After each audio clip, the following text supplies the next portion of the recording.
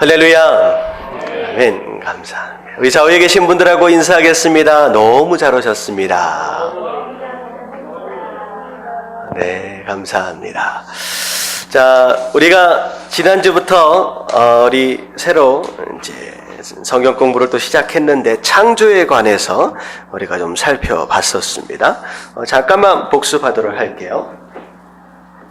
창조에 관한 내용 가운데 우리가 진화론과 창조론을 우리가 조금 비교를 하면서 좀 분석을 했었죠. 성경은 뭘 얘기하고 있어요? 이 세상이 누가 만드셨다? 네, 하나님께서 만드셨다라고 얘기하고 있고요. 세상은 이 세상이 어떻게 이루어졌다는 거예요? 진화로 이루어졌다라고 이제 얘기를 합니다. 자, 창조와 진화에 가장 큰 차이가 있다라고 한다면 뭐 전체적으로 완전히 다른 개념의 이야기이긴 하지만 자, 시작을 생각을 할 때 가장 큰 차이의 개념의 차이는 무엇이냐? 창조는 이 모든 만물이 무엇으로부터 시작되었느냐? 자, 무엇으로부터 시작됐어요? 하나님으로부터. 자, 진화는 하나님이 개입이 되어 있어요, 없어요? 진화는 하나님의 존재를 부정하는 것으로부터 이제 시작이 됩니다. 자, 그래서 진화를 믿는다라고 하는 것은 다른 얘기로 말하면 하나님의 존재를 믿는다는 거에 믿지 않는다는 거예요. 자, 믿지 않는다라고 하는 것이죠. 자, 창조에서 또 중요한 개념이 있어요. 자, 진화는 자, 무엇을 통하여 이 세상이 생겨났느냐? 뭐였어요? 우연. 자, 우연이라고 하는 개념이죠. 우연.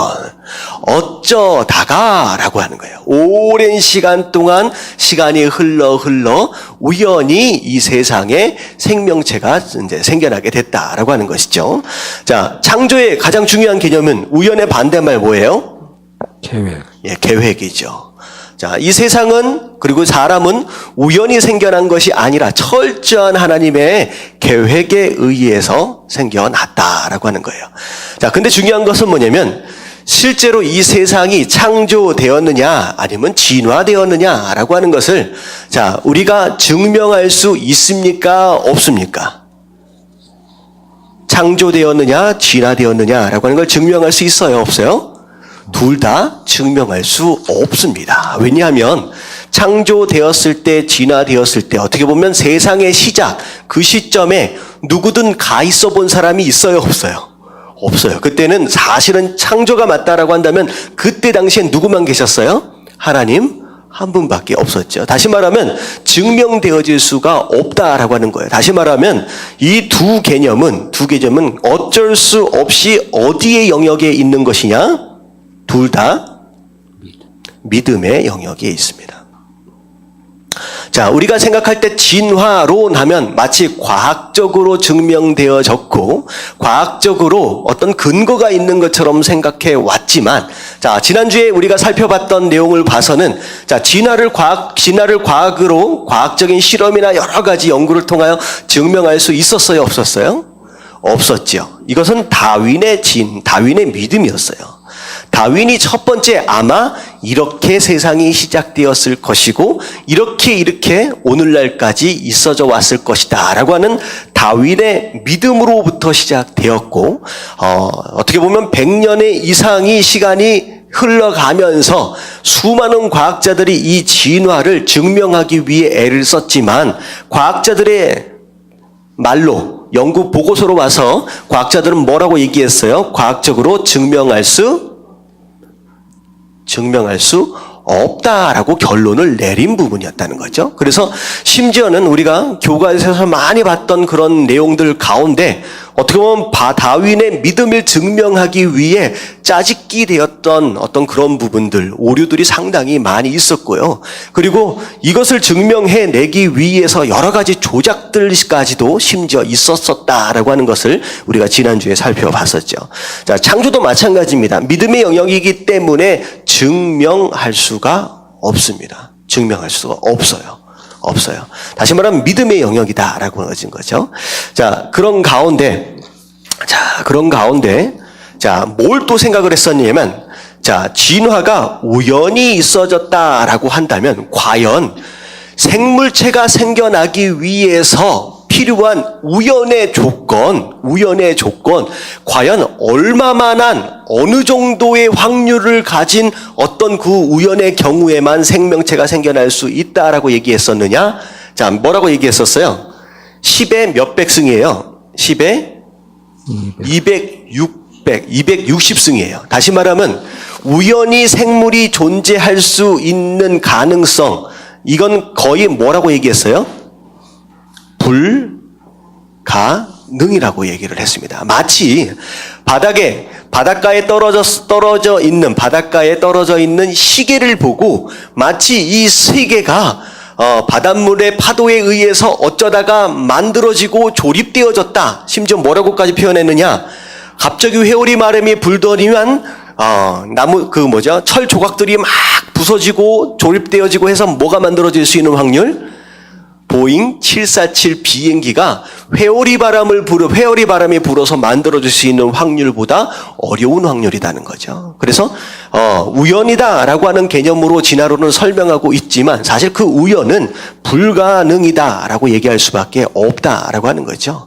너무나도 그 생명체의 어떤 존재 자체가 우연히 만들어지기에는 너무나도 복잡하고 세밀한 부분, 결국은 특별한 계획에 의해서 초자연적으로 창조되어지고 초자연적인 역사가 없이는 존재할 수 없는 것이 바로 생명체의 존재고 이 세상의 모습이다라는 거죠. 그래서 심지어는 우리 인체만 봐도요, 우연히 이렇게 될 수 있겠느냐라고 하는 거죠. 거의 불가능하다라고 얘기가 되어질 수 있고, 결국은 이것을 통하여 시계를 보고 누군가가 만들었구나, 비행기를 보고 누군가가 엔지니어가 만들었구나 라고 생각할 수 있는 것처럼 이 세상을 볼 때에 당연히 누군가의 계획에 의해서 창조되었구나 라고 하는 믿음을 갖는 것이 훨씬 더 이거보다 더 높다라고 하는 거죠. 무슨 얘기인지 아시겠죠? 이걸 차라리 믿으려니 차라리 뭘 믿는 게 더 확률이 높아요?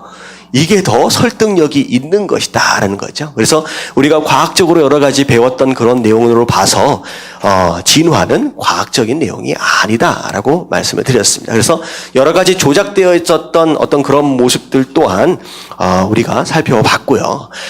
그리고 창조와 진화는 우리가 과학적으로 증명하기 굉장히 어려운 내용이지만 사실 창조와 진화를 좀 이제 내려놓고 성경 안에서 우리가 오늘날까지 어떤 흔적을 통하여 그때의 상황들을 좀 짚어볼 수 있는 가장 큰 사건이 있어요. 창세기에 나오는 가장 큰 사건이 무엇이냐?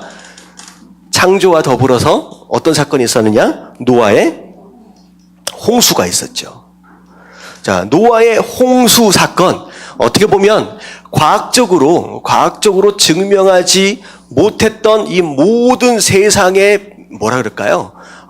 이제 지각의 변동이나 이런 모든 것들이 사실은 성경에 나와 있는 노아의 홍수를 통하여 여러 가지로 증명할 수 있는 내용들이 상당히 많다라고 하는 거예요. 그래서 많은 이제 과학자들이 성경에 나와 있는 노아의 홍수를 믿지 않습니다. 하지만 성경에 나와 있는 이 노아의 홍수를 우리가 믿는다라고 한다면 이 노아의 홍수를 가지고 이 땅에 존재하고 있는 수많은 지각의 모습들을 보면 증명할 수 있는 내용들이 상당히 많다라는 거죠. 대표적인 예가 무엇과 무엇이냐면 이제 두 가지만 좀 설명을 드릴게요. 자, 석탄. 여러분들 석탄이 어떻게 만들어졌다고 배웠어요? 석탄. 자, 이게 이게 지표면이다라고 한다면 수많은 나무들이 있었어요. 울창하게 수많은 나무들이 있었는데 갑자기 무슨 일로 인하여서 흙이 어떻게 된 거예요? 흙 위를 여기를 덮어버립니다. 자, 덮어버렸어요. 그러면 흙 밑에 있는 이 나무들이 어떻게 된 거예요? 강력한 압력을 통하여서 변형되어지기 시작하는 거예요. 화학적으로 변형되어지죠. 하지만 이 흙 밑에는 산소가 있어요, 없어요? 없죠. 그러니까 산화되어지지 않는 상황 가운데서 강력한 압력으로 변형되어져서 뭐가 만들어졌느냐? 석탄이 만들어졌다고 우리가 배웠습니다. 근데 이것을 실제로 파서 석탄을 조사해 본 결과 석탄은 나무로 만들어진 게 아니에요. 이런 얘기 처음 들어보셨죠? 석탄은 우리가 과학책에서 배웠던 것처럼 나무로 만들어진 게 아닙니다. 자, 뭘로 만들어졌을까요? 석탄은 나무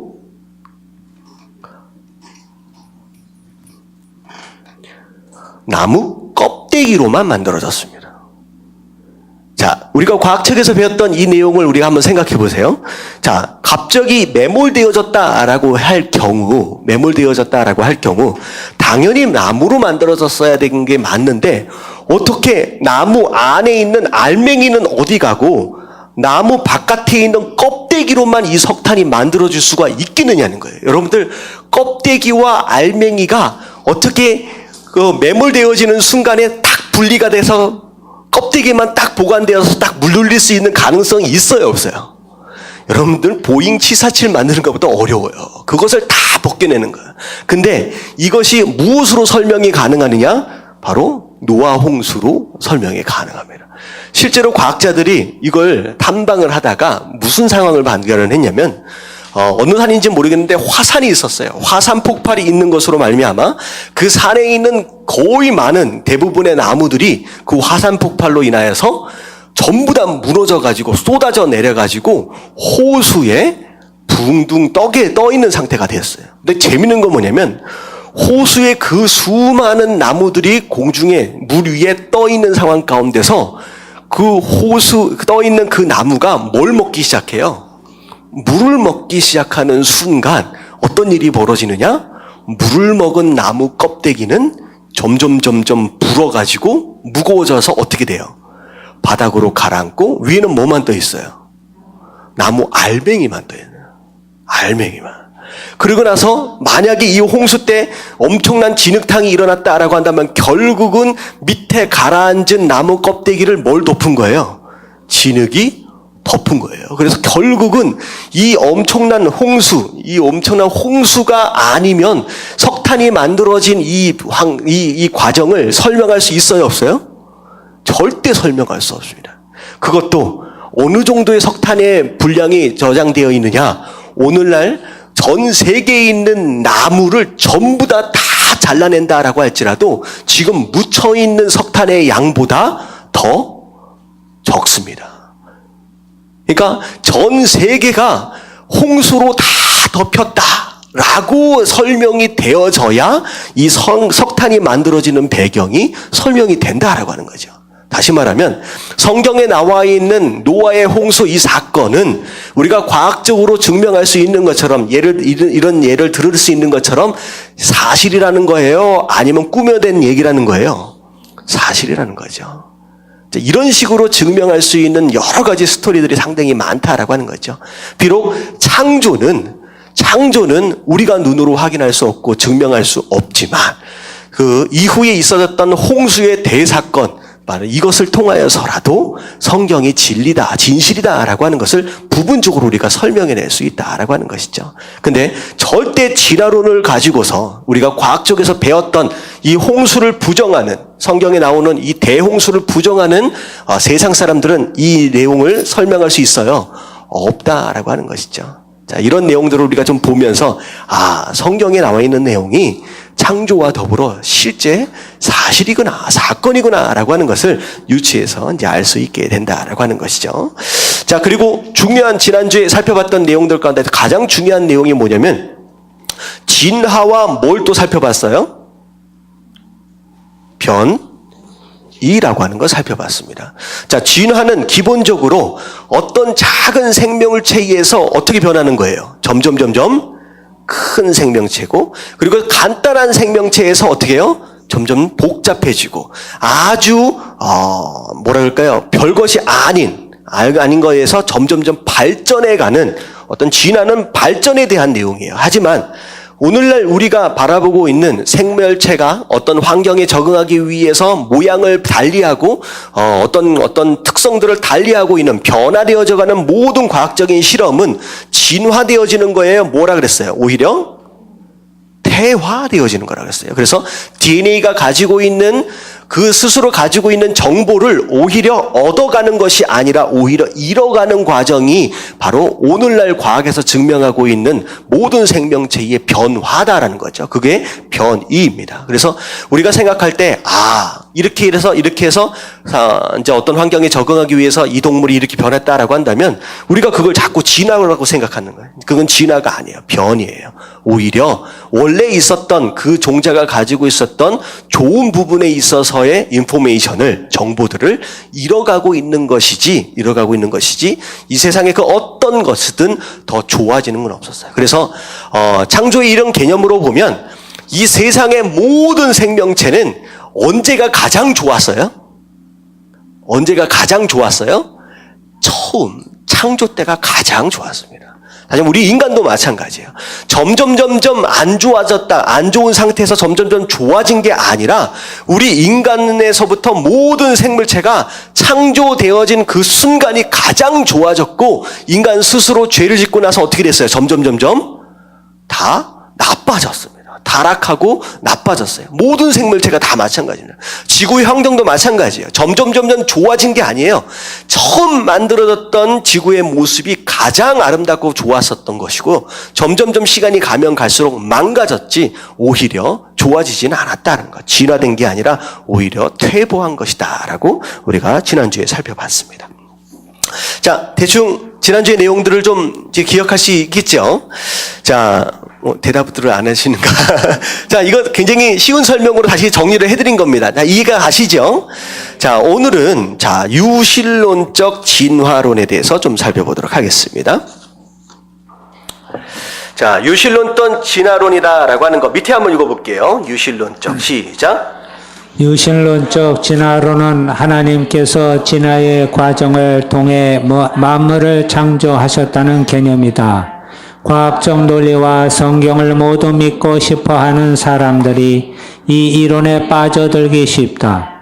하지만 유신론적 진화론에는 몇 가지 심각한 문제점이 있다. 이게 사실은 수많은 크리스찬들이 가지고 있는 믿음 가운데 하나입니다. 이게 뭐냐면 분명히 하나님의 창조하심을 거부할 수는 없어요. 왜냐하면 예수님을 믿기 때문에, 하나님을 믿기 때문에 성경을 부정할 수는 없거든요. 근데 아무리 생각해봐도 어렸을 때부터 뭘 배웠냐? 과학책에서 진화론을 배웠다라고 하는 것이죠. 그래서 진화론을 어떻게 보면 내려놓을 수는 없고 창조론도 내려놓을 수도 없고, 그래서 결국은 선택한 것이 무엇이냐? 진화론과 창조론을 같이 한번 믿어보겠다라고 양쪽을 붙잡는 형태가 된 거죠. 근데 어떻게 보면 세상의 잘못된 논리와 더불어 신앙을 함께 잡으려고 하는, 두 마리 토끼를 잡으려고 하는 어떤 적당한 타협점을 찾는 거예요. 근데 이것 또한 바른 믿음이 아니다라고 하는 거죠. 바른 믿음이 아니다. 자, 1번을 볼게요. 1번은. 자, 성경은 하나님께서 창조의 전 과정에 친밀하고 적극적으로 뭐 하셨다고? 개입하셨다고 묘사한다. 자, 진화론처럼 갑자기 어떤 생물체를 딱 만들어 놓고 알아서 진화되어지도록 내버려 두신 분이 아니다라고 하는 것이죠. 처음부터 각각 종류를 따라서 직접 만드시고 하나님께서 적극적으로 창조 자체에 개입하셨다라고 하는 것이죠.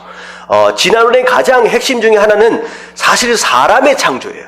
사람이 만들어질 때 어떻게 만들어졌다는 거예요? 아주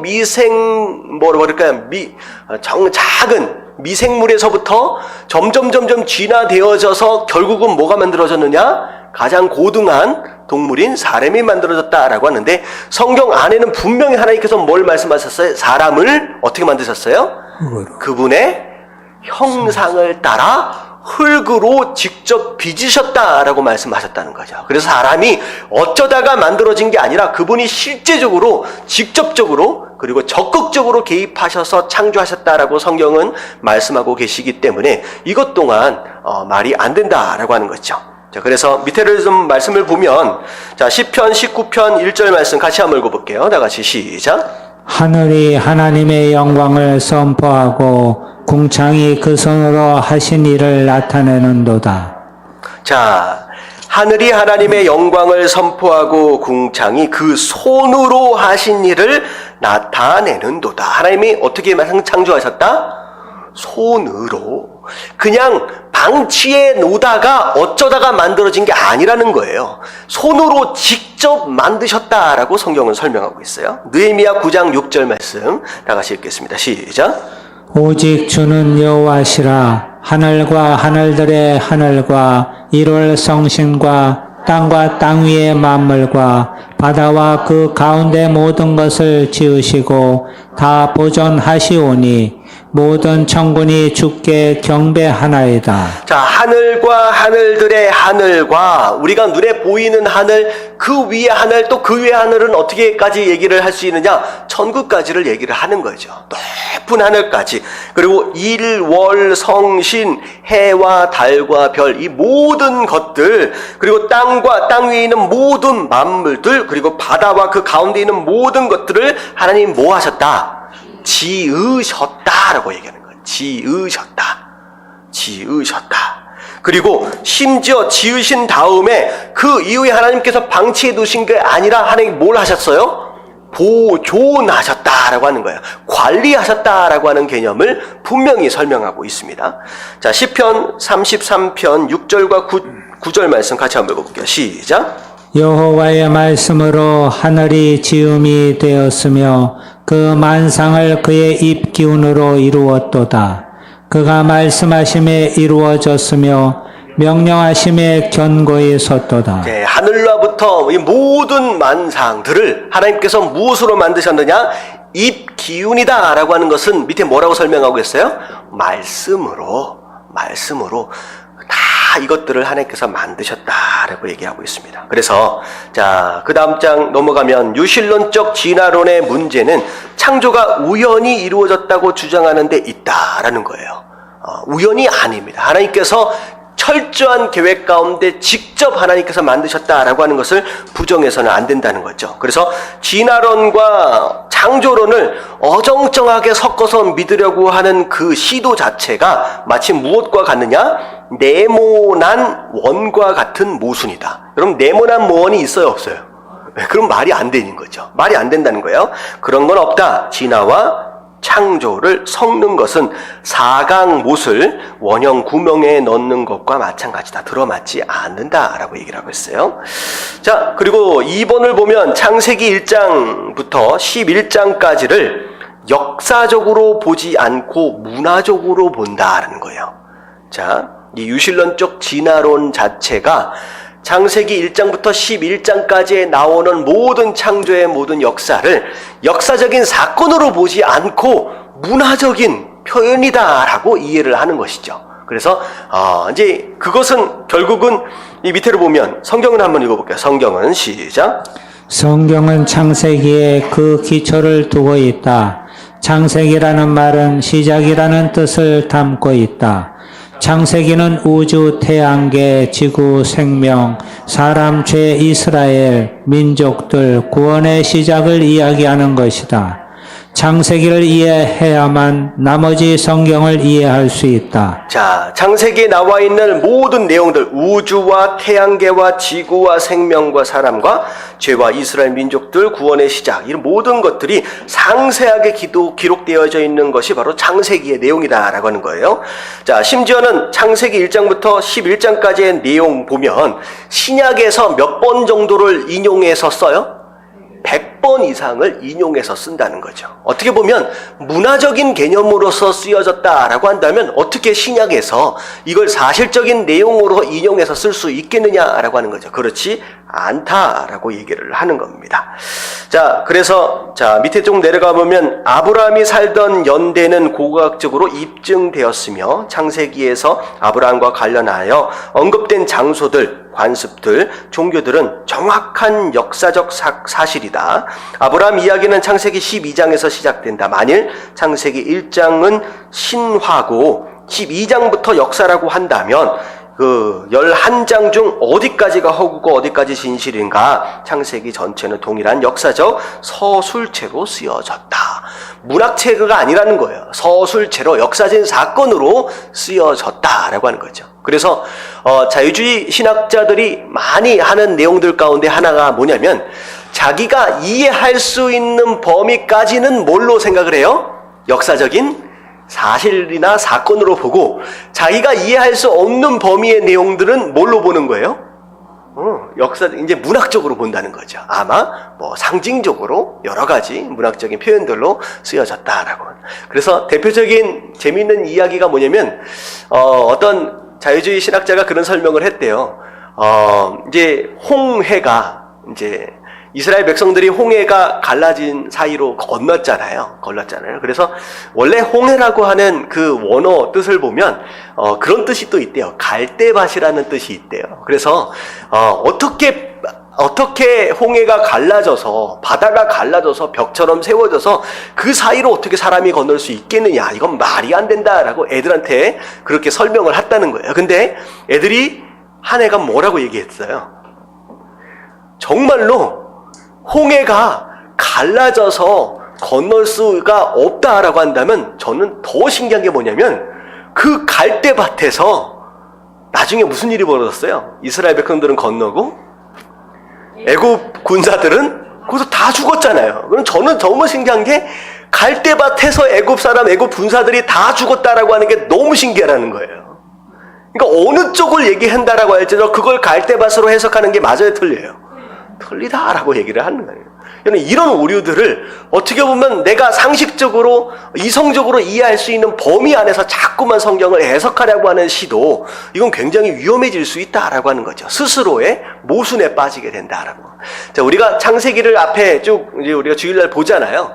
그래서 실제로 노아가 아니라 이제 홍해를 건너게 되는 그 상황 가운데서 그때 제가 그림을 한번 보여드렸잖아요. 홍해가 어디 부분이었고 그때 당시에 이스라엘 백성들이 홍해를 건너기 위해서 어디에 집결했었고 그리고 그때 홍해의 바닥이 어떤 구조로 이루어졌었는지 제가 지도를 보면서 쭉 설명을 드렸습니다. 그래서 홍해가 있으면 다른 데는 굉장히 깊어요. 가팔라서 절대로 건널 수가 없습니다. 근데 이스라엘 백성들이 딱 건널 수 있는 딱 그 자리만 어떻게 보면 퇴적물들이 그 안쪽으로 바다 쪽으로 빨려 들어가 가지고 거기만 수심이 굉장히 낮아요. 그래서 어느 정도 바다가 갈라지면 이스라엘 백성들이 마차를 끌고 지나갈 수 있는 그런 지형적인 모양새를 가지고 있고요. 그리고 심지어 지금 오늘날에도 잠수부가 그 밑으로 타고 이제 바다 밑으로 타고 내려가면 뭐가 있느냐? 그 밑에 애굽의 군사들의 것으로 보여지는 마차의 잔해들이 그 밑에 굉장히 많이 깔려 있고요. 심지어 그 안에 유골들이 많이 발견되는데 아마도 그것을 DNA 확인을 해본 결과 그것이 고대 이집트인들의 것으로 추정되어지는 유골들이 지금도 발견이 되고 있다라고 합니다. 그런 것으로 봐서 이것을 자꾸 문학적으로 해석을 해서 사실이 아닌 것처럼 거부하는 그 모습 자체가 어떻게 보면 모순이 될 수 있다라고 하는 것이죠. 그래서 성경에 나와 있는 내용들을 우리가 어떻게 해야 된다는 거예요? 사건과 사실로 믿을 수 있어야 한다라고 하는 내용입니다. 자, 그리고 3번을 보면 하나님의 창조물과 하나님의 말씀에 동일한 지위를 부여한다.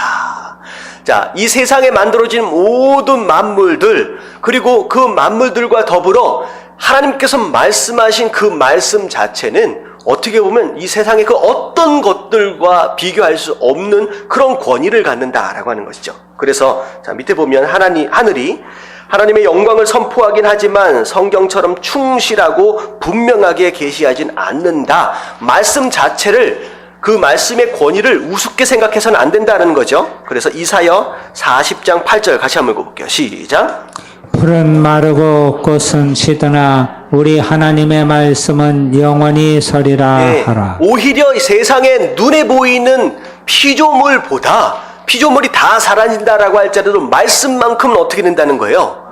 사라지지 않는다. 영원히 설 것이다. 말씀의 권위를 중요하게 생각을 합니다. 그 다음에 마태복음 24장 35절 다 같이 시작. 천지는 없어질지언정 내 말은 없어지지 아니하리라. 오히려 하나님의 손으로 말씀으로 만들어진 이 세상은 없어진다라고 할지라도 말씀의 권위, 말씀은 없어지지 않는다는 거죠. 그래서 우리가 이 말씀에 대하여 볼 때에 우리가 인간적인 이성이나 생각을 가지고 이렇게 저렇게 해석해가며 어느 정도는 믿고 어느 정도는 또 타협하고 이렇게 할 수 있는 정도의 말씀이 아니다라고 하는 것이죠. 그래서 우리가 말씀의 권위를 우리가 인정해야 합니다. 그래서 창조로는, 진화로는 빨리 어떻게 해야 돼요? 우리가 빨리 내려놔야 된다라고 하는 거죠. 이걸 겸해서 믿으려고 애쓸 필요는 없습니다. 그래서 사실 진화로는 믿음이고요. 믿음이에요. 세상 사람들의 믿음입니다. 그리고 이 진화론을 사수하기 위해서 사단이 얼마나 많은 애를 쓰는지 몰라요. 그래서 많은 내용들 가운데 사실 진화론의 어떤 그런 내용들이 거짓이고 증명될 수 없는 사실이라고 하는 것들을 여러 가지 실험을 통하여 증명되어지고 있음에도 불구하고 아직도 교과서에서 그 오류들과 그 조작된 것들이 계속 나오고 있는 이유는 뭐냐면 누가 뒤에서 버티고 있는 거예요? 사실 사단이 버티고 있는 거예요. 왜냐하면 진화론이 무너지는 순간 누구의 창조하심을 인정할 수밖에 없어요. 하나님의 창조하심을 인정할 수밖에 없기 때문에. 그래서 진화론을 끝까지 이 사단이 이용하고 있다라고 하는 것이죠. 그래서 여러분들 자녀들에게 진화론을 학교에서 어쩔 수 없이 배울 수밖에 없지만 그것들에 대해서 여러분들이 충분히 좀 설명되어질 수 있으면 좋겠다라는 생각을 해보게 됩니다. 자, 여기까지가 이제 잘못된 믿음이에요. 자, 지금 초자연적인 창조론, 여기서부터 우리 신앙인들이 성도가 가져야 할 믿음에 대한 내용인데, 자, 밑에 한번 읽어볼게요. 자, 하나님은 시작. 하나님은 친히 초자연적으로 하늘과 땅을 창조하셨다. 이것은 과학적인 증거를 통해서도 증명할 수 있지만 궁극적으로는 믿음의 문제다. 자, 과학적인 증거들을 통하여서 증명할 수도 있습니다. 부분적으로. 모든 것을 다 증명할 수는 없어요. 근데 부분적으로 증명할 수 있지만, 자, 어떻게 보면 증명하지 못하는 것이 있다라고 하는 것은 결국은 무엇의 한계냐? 사실 과학의 한계지요. 과학의 한계죠. 과학이 점점 발달을 하면 할수록 무엇에 대한 증거만이 나올 수밖에 없느냐? 창조에 대한 증거밖에 나올 수가 없습니다. 그렇지만 다 증명하기는 어려워요. 그렇기 때문에 궁극적으로 보면 뭐의 문제다? 믿음의 문제다라고 지금 얘기합니다. 자, 1번을 보면 과학은 우리에게 빅뱅을 보여주지만, 빅뱅이 뭐예요? 아주 오래 옛날 옛적에 뭐가 있었다는 거예요? 엄청난 폭발이 있었다. 자, 이 폭발 사건으로 인하여서 뭐가 만들어졌다?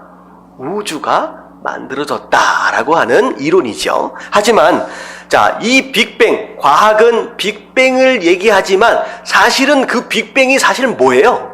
하나님께서 뭘 창조하시는 순간이에요? 하나님이 빛이 있으라. 빛의 창조입니다. 근데 과학은 그야말로 어떻게 보면 그 것 자체를 설명을 빅뱅이다, 엄청난 폭발이다 라고 설명하고 있지만 사실은 성경은 이 폭발을 뭘로 설명하고 있어요? 빛의 창조로 설명하고 있습니다. 빛의 창조로. 자, 그래서 말씀하셨다고 인정하는 데는 믿음이 필요하다. 그래서 과학은 창조주의 존재를 드러내는 학문이다. 자, 밑에 보면 타임지에는 나사의 우주 배경 복사 탐사 위성이 빅뱅으로 알려진 초기 폭발로 우주가 시작되었다는 획기적인 증거를 발견했다라고 했어요. 보도했어요. 신앙이 있는 사람이라면 그 증거가 마치 하나님을 보는 것 같았을 것입니다. 라고 조사팀의 리더인 조지 스무트가 말했습니다. 그러니까 과학자들이 정말로 연구해가지고 발견한 게 뭐냐면 우주의 시작은 뭐다? 빅뱅이다 라고 발견을 한 거예요. 근데 성경을 본 우리는 연구할 필요도 없이 우주의 시작은 무엇으로부터? 하나님이 뭘 창조하는 것으로부터? 빛을 창조하시는 것부터 시작했다는 거죠.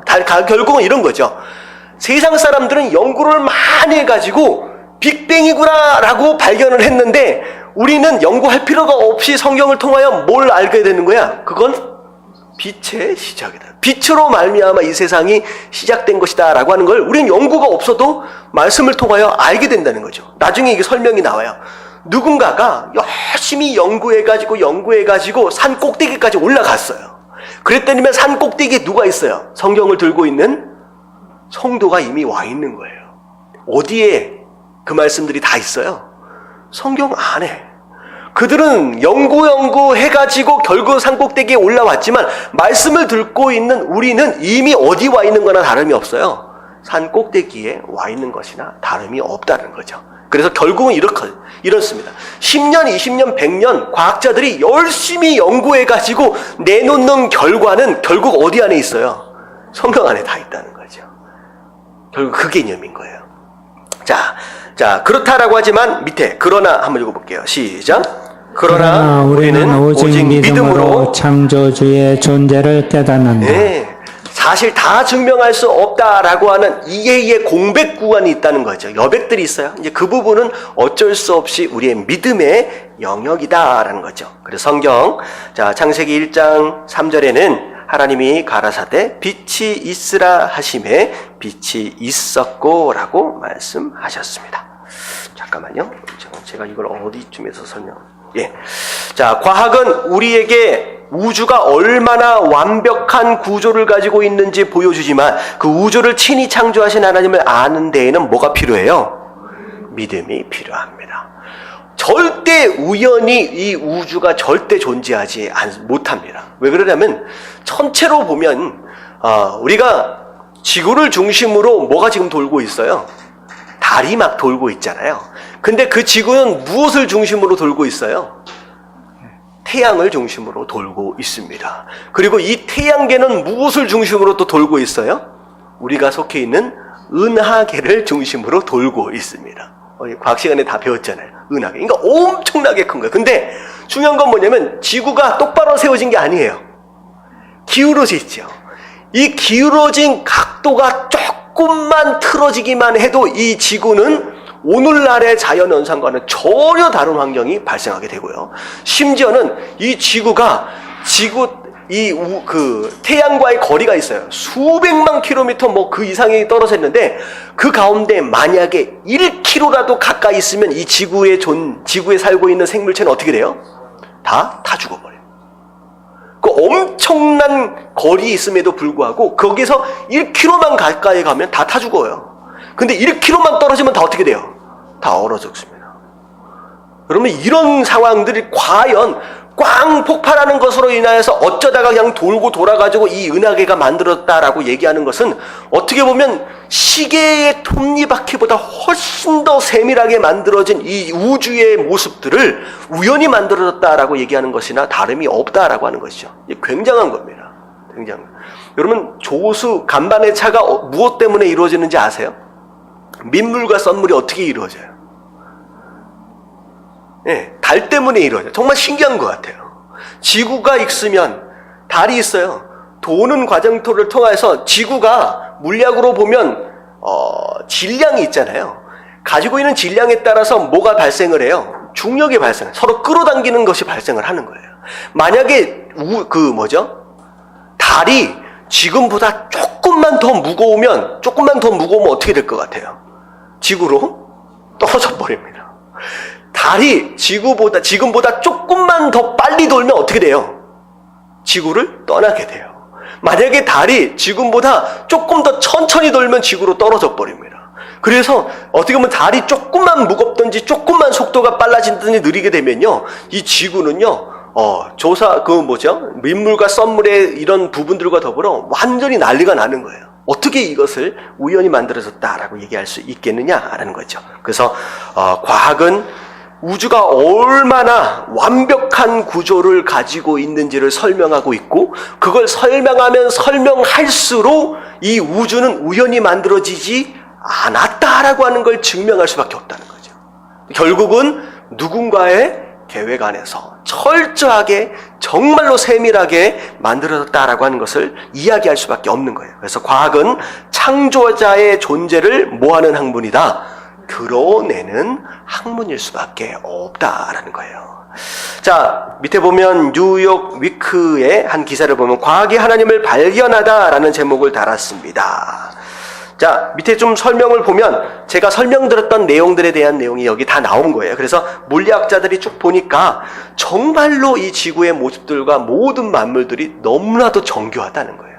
어떻게 이것을 우연히 만들 수 있겠느냐라고 하는 거죠. 그래서 밑에를 보면 자, 여섯 번째 줄 뒤에 보면 우리가 보는 우주가 정말 믿을 수 없을 만큼 정교하게 돌아가고 있다는 것을 깨닫는다면 우주는 저절로 생기지 않았고 만들어진 목적이 분명히 존재하다는 것을 깨달을 수밖에 없다라고 얘기했어요. 그래서 마지막 부분에 보면 자, 마지막 밑에서 세 번째 뒤에서 뒷부분에 보면 어떤 지적인 존재가 우주의 법칙을 다스리고 있다는 것은 많은 사람들이 느낄 수밖에 없다라고 얘기를 하고 있습니다.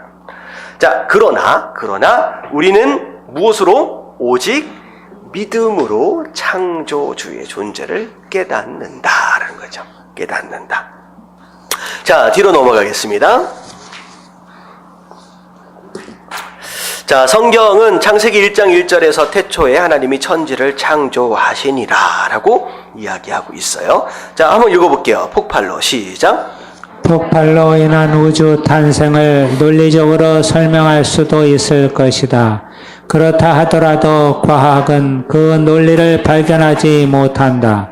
과학자들이 아무리 우주의 역사를 추적해 나간다 해도 그 연구는 창조의 순간까지밖에 진행될 수 없다.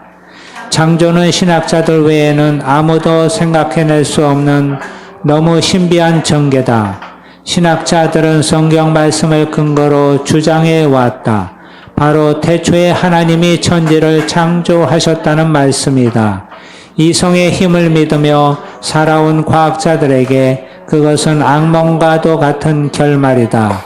과학자가 무지의 산들을 오른 후 가장 높은 봉우리를 막 정복하기 위해 마지막 바위를 오른 순간 이미 여러 세기 동안 거기 앉아있던 신학자들의 무리가 이제 오느냐고 환영하는 셈이니 말이다. 자, 제가 아까 말씀드렸던 바로 그런 내용입니다. 과학자들이 아무리 애쓰고 힘써서 결국은 정복했다라고 올라온 산, 사실은 그 위에 이미 누구는 와 있어요.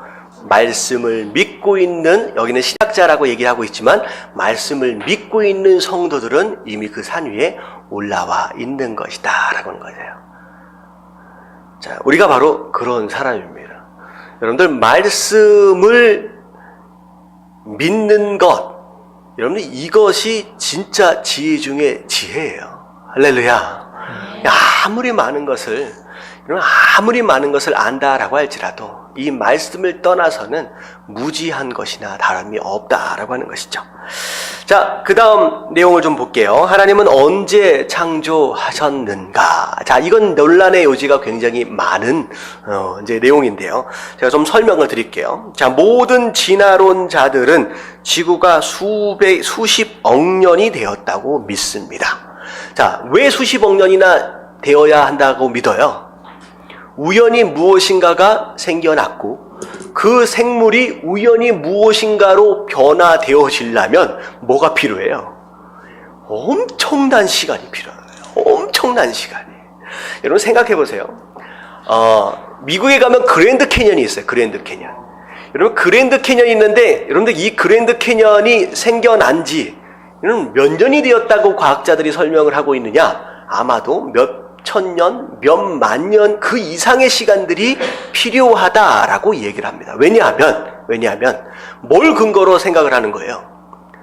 매년 조사를 하는 거예요. 10년, 20년, 30년을 조사해 보니까 어느 정도 10년이 지나고 20년이 지나니까 밑에 있는 바닥이 조금씩 퇴적되어지는 모습들을 보는 거예요. 점점 이제 모래들이 흩쓸려 내려가고 점점 낮아지는 모습들을. 그러니까 10년을 조사해 보니까 얼만큼 낮아져요? 한 요만큼이 낮아지는 거예요. 요만큼 낮아지는 모습들을 보니까 그랜드 캐년의 높이가 어느 정도 됩니까? 수백 미터잖아요. 수백 미터인데 거의 양쪽으로 폭을 보면 1km, 2km, 3km 굉장히 넓습니다. 근데 요만큼 낮아지고 있는 모습을 보니까 결국은 계산해 보니까 그만큼 1km, 2km, 3km가 퇴적되어서 내려갈 수 있는 것을 계산해 보니까 몇 년 걸리는 거야. 그래서 수천 년, 수만 년, 수십만 년이 걸려야 이 그랜드 캐니언이 생겨날 수 있겠구나라고 측정을 하는 거예요. 이게 진화론자의 원리입니다. 지금 요즘에 어느 정도 그러니까 이런 거죠. 산에서 언덕이 있어요. 언덕이 있어요. 자, 여기에서 요만큼 나무 껍데기가 하나 여기 떨어져 있습니다. 자, 이 나무 껍데기가 여기서부터 여기까지 굴러 내려오는데 얼마나 시간이 걸릴까라고 하는 것을 과학자들은 무엇을 통하여 증명하느냐? 1년, 2년, 3년을 이 나무 토막을 조사해 보는 거예요. 자, 이 나무 토막을 조사해 보니까 자, 1년 뒤에 가니까 이 나무 토막이 요만큼 내려와야 돼요. 자, 2년 지나고 보니까 요만큼 내려오는 거예요. 자, 이걸 근거로 요만큼 내려오는데 2년 걸렸어요. 그러면 이거 곱하기 뭘 하면 되는 거예요? 여기 거리에서 요걸 나누면 되는 거예요. 그러니까 대충 2년. 발음이 좀 이상한데? 여기까지 하니까 몇 년 걸린 것 같아, 대충? 한 20년이 걸려서 여기까지 내려왔다고 측정을 하는 거예요. 여러분들이 과학자의 논리입니다. 근데 알고 보니까 이 나무 토막은 여기에서 여기까지 내려오는데 몇 년 걸렸느냐? 30분 걸렸습니다. 무엇을 근거로? 5년 전에 엄청난 홍수가 나서 여기 있던 것이 30분 만에 내려간 거예요. 근데 과학자들은 30분 만에 내려갈 수 있는 엄청난 홍수의 개념을 생각해야 안 해요. 안 해요. 그냥 요만큼만 조사하고 이걸 30년, 20년 걸렸다고 얘기를 하는 것이 과학자들의 논리라는 거죠. 여러분, 맞아요? 틀려요? 틀리다는 거죠. 이게 그랜드 캐니언도 이런 똑같은 개념입니다. 여러분, 절대로 그랜드 캐니언은 몇만 년, 몇십만 년에서 만들어진 게 아니에요. 몇 년 만에 만들어졌을 것 같아요, 그랜드 캐니언이. 여러분, 불과 한 달도 안 돼서 만들어진 게 그랜드 캐니언입니다. 무슨 일이 있었을 것 같아요? 노아의 홍수로밖에 증명할 수밖에 없어요. 그 깎여진 각도나 이런 것들, 여기 보면 제가 하나만 설명드릴게요. 노아의 홍수 때 이 지구에 있는 모든 땅이 다 어떻게 됐다? 다 잠겼습니다. 자, 그러다가 하나님께서 그 엄청난 물을 어떻게 하셨어요?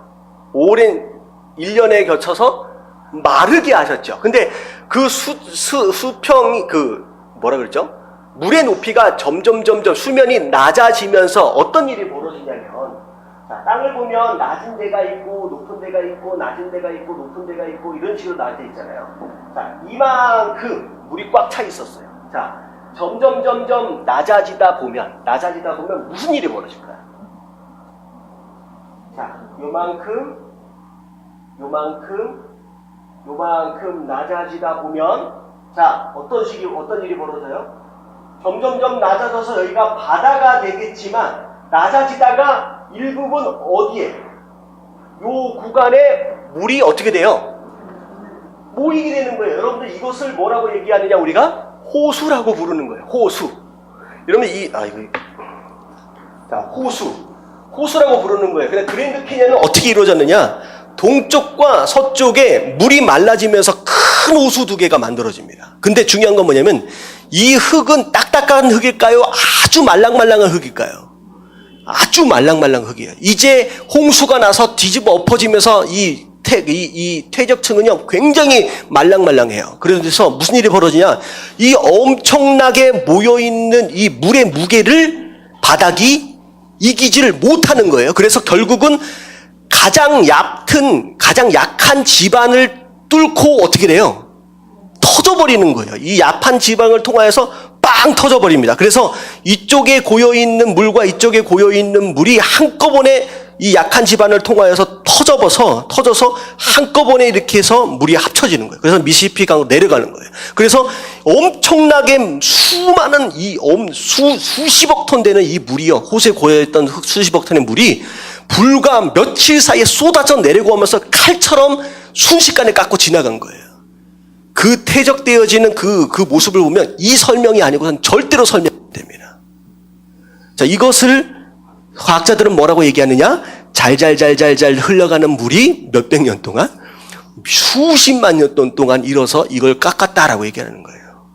이게 사실은 성경에 나와 있는 그 대홍수가 아니면 그랜드 캐년에 만들어지는 생성 과정을 절대로 증명할 수가 없습니다. 결국은 그 내용이에요. 그래서 진화론자들은 생각하는 게 뭐냐면 이 지구가 엄청 오래됐다는 거예요. 그래야 자기가 설명하고 있는 이 이론들을 그래도 설명할 수 있기 때문이다라고 하는 거죠. 창조론자는 양분되어집니다. 자, 어떻게 되냐면 대부분은 젊은 지구예요. 그래서 창조서부터 지구가 지금까지 올 때까지 약 4,000년에서 한 4,000년에서 한 5,000년 정도 됐을 것이다 라고 생각하는 젊은 지구론을 주장하는 사람이 있는가 하면, 자, 어떤 사람은 그래도 좀 오래되지 않겠느냐라고 하는 걸 주장하는 창조론자들도 있습니다. 근데 이 이야기가 두 개로 나눠질 수밖에 없는 이유는, 자, 밑에 보면, 자, 창세기 1장에 나오는 어떤 단어? 하루라고 하는 단어예요. 하루라고. 자, 이걸 히브리어로 보면 욤이라고 하는 단어인데, 자, 세 가지로 풀 수 있어요. 첫 번째는 무엇이냐? 우리가 지금 오늘날에도 쓰고 있는 똑같은 시간입니다. 24시간을 의미한다라고 해석할 수도 있고요. 자, 그리고 2번을 보면 우리가 알 수 없는 시간이다라고 얘기할 수 있어요. 그리고 이 욤이라고 하는 것을 한 시대다라고 설명할 수 있다라고 하는 것이죠. 자, 근데 자, 여기서 제가 한 가지만 설명을 드리겠습니다. 자, 미리 예습하는 거예요. 자, 창조를 우리 배우신 분들은, 자, 이 정도는 좀 알고 계시면 참 좋은데, 창조가 며칠 동안에 있어졌습니까? 자, 6일 동안이죠. 창조의 순서 기억하세요? 이 정도는 기억해 주셔야 우리 예담 교인들입니다. 제가 이거 설명을 굉장히 많이 했습니다. 자, 6일 동안이에요. 자, 이렇게 쓰는 이유가 있죠. 창조하시기 전에, 하나님께서 이 땅을 만드시기 전에 이 세상의 모습을, 자, 세 단어로 설명을 하고 있습니다. 그 세 단어는 창세기 1장 2절에 나와 있어요. 뭐예요? 자, 순서는 뭐 상관이 없습니다. 자, 혼돈, 흑암, 또 뭐예요?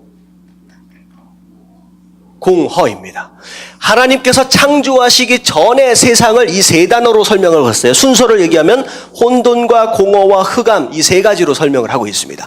자, 혼돈 뭐예요? 질서가 없다라고 하는 게 혼돈이죠. 자, 두 번째 흑암은 뭐예요? 빛이 없다라고 하는 게 흑암입니다. 어둡다는 거죠. 공허 뭐예요? 비어 있다라고 하는 것이 공허입니다. 자, 이게 창조가 있어지기 전의 세상의 모습이에요. 자, 창조하시는 순간, 자, 첫 번째 날 뭘 만드셨어요? 빛이 만들어졌습니다. 자, 세상은 이 빛의 창조를 과학적으로 열심히 연구해가지고 결국은 뭐라고 지금 얘기하고 있어요? 빅뱅이다 라고 얘기를 하고 있습니다. 우주의 시작, 빅뱅이다.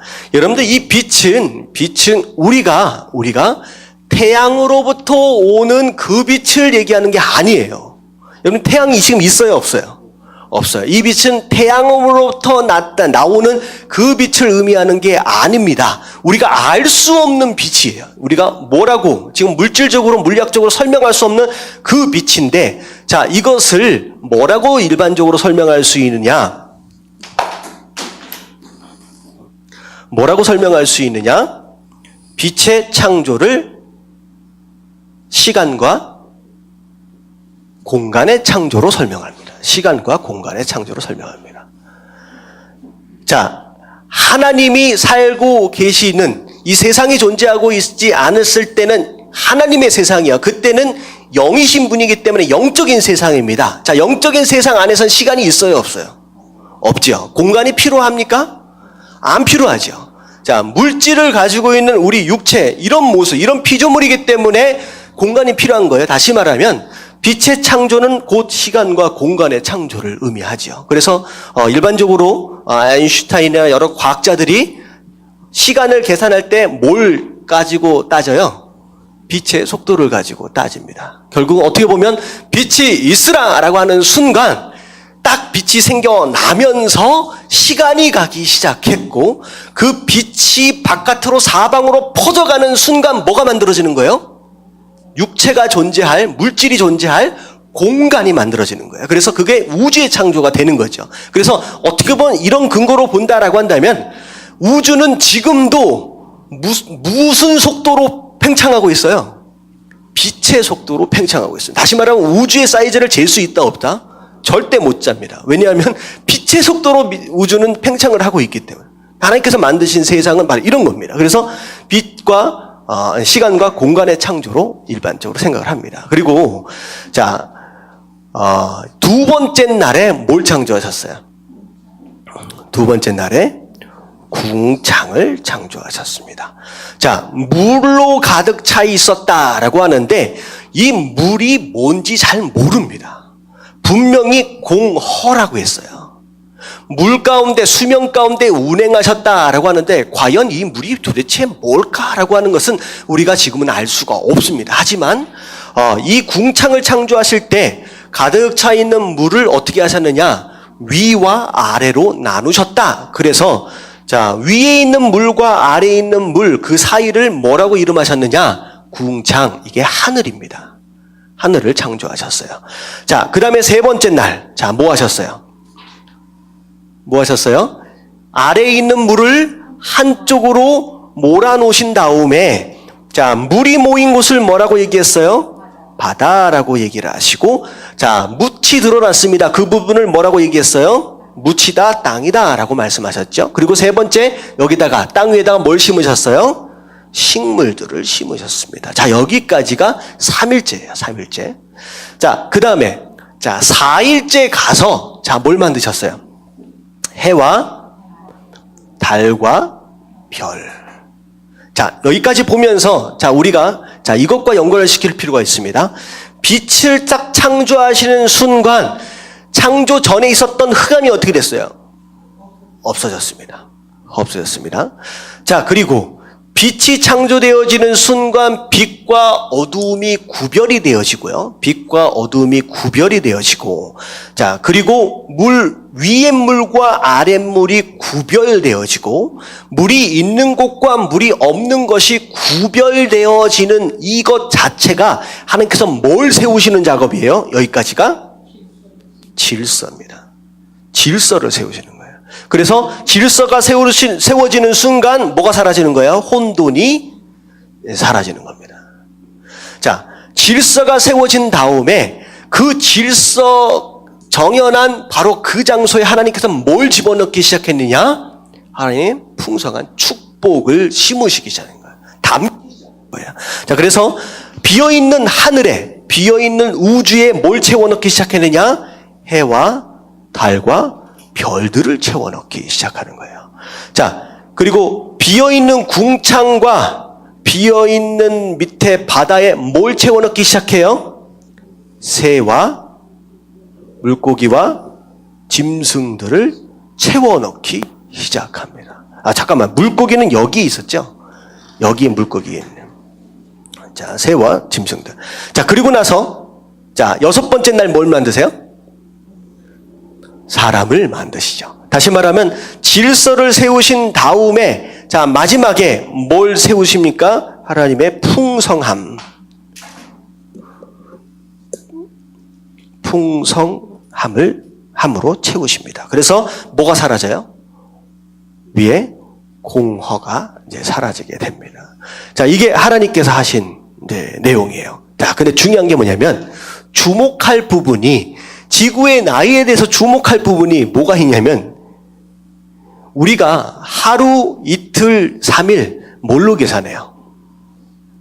뭘로 계산해요? 그 시간을 뭘로 계산해요? 여러분들 하루가 지났다라고 하는 것을 뭘로 계산해요? 해가 뜨고 해가 지는 걸로 계산합니다. 다시 말하면 오늘날 우리가 생각하고 있는 그 하루, 해가 뜨고 졌다라고 하는 개념만을 생각한다라고 한다면 어느 때부터 오늘날 24시간이 시작된 거예요? 4일째입니다. 4일째예요. 그렇다라고 한다면 4일째가 아닌 3일째까지는 도대체 24시간, 하루라고 하는 것이 어떤 개념이겠느냐라고 하는 거죠. 알 수 있어요, 없어요? 알 수 없는 부분입니다. 알 수 없는 부분이에요. 만약에 지구의 나이가 어떤 이런 지층이나 지각의 모습이나 이런 부분들을 통하여 더 많다, 다시 말하면 몇천 년이 아니라 몇만 년 그 이상이다라고 계산되어진다라고 한다면, 나중에 과학의 발달에 대해서 그것이 드러나게 된다라고 한다면 결국은 어느 부분에 대한 내용이에요? 오늘날 24시간이 해가 만들어지기 바로 이때의 시간, 우리가 알 수 없는 시간의 개념이기 때문에 아마도 이때가 아니겠느냐, 이것으로밖에 설명할 수밖에 없다라고 하는 거죠. 무슨 내용인지 아시겠죠? 그래서 여기서부터 오늘날까지를 4,000년이다, 5,000년이다 라고 우리가 확정 짓기가 쉽습니까? 없습니까? 없어요. 여기서부터는 가능해도 여기까지 이 부분의 내용들이 있기 때문에 사실은 어렵다라고 하는 것이죠. 자, 그래서 우리가 보면 24시간이다라고 얘기가 하기도 쉽지 않고, 어떻게 보면 우리가 알 수 없는 시간, 바로 3일까지의 시간은 우리가 알 수 없는 시간의 부분이다라고 생각한다면 우리가 이런 여러 가지 또 더 오래 걸릴 수도 있다라고 하는 부분에 있어서 우리가 조금 더 자유로울 수 있다라고 하는 것이죠. 자, 대충 이해는 가시죠? 자, 여기 두 가지 질문까지만 우리가 보고 마무리하도록 하겠습니다. 그 뒤에 있는 내용은 우리가 구원론이나 그 뒤에 가서 우리가 좀 더 살펴볼 내용이기 때문에, 자, 두 가지 질문 1번 같이 한번 읽어볼게요. 성경은 시작. 성경은 하나님께서 불과 6일 만에 세상을 창조하셨다고 말씀하는데 어떻게 일부 과학자들은 지구가 수십억 년이 되었다고 주장할 수 있는가? 창세기 1장에 명시된 이 하루가 수백만 년을 나타낸다고 주장하거나 창조의 날들 사이에 큰 시간차가 있었다고 주장하는 사람들도 있다. 네, 제가 말씀드렸던 대로 첫 번째 날부터 세 번째 날 사이의 공간을 사실은 우리가 정의하기가 어렵다라고 하는 부분에 있어서 우리가 시간을 정확하게 얘기하기는 어렵다라고 하는 것이죠. 자, 2번 같이 한번 읽어볼게요. 시작. 그러나 어떤 과학자들은 과학적 증거를 무시하고 지구가 수천 년밖에 되지 않았다고 주장한다. 그들은 하나님이 우주를 완전한 순서대로 창조하셨다고 믿는다.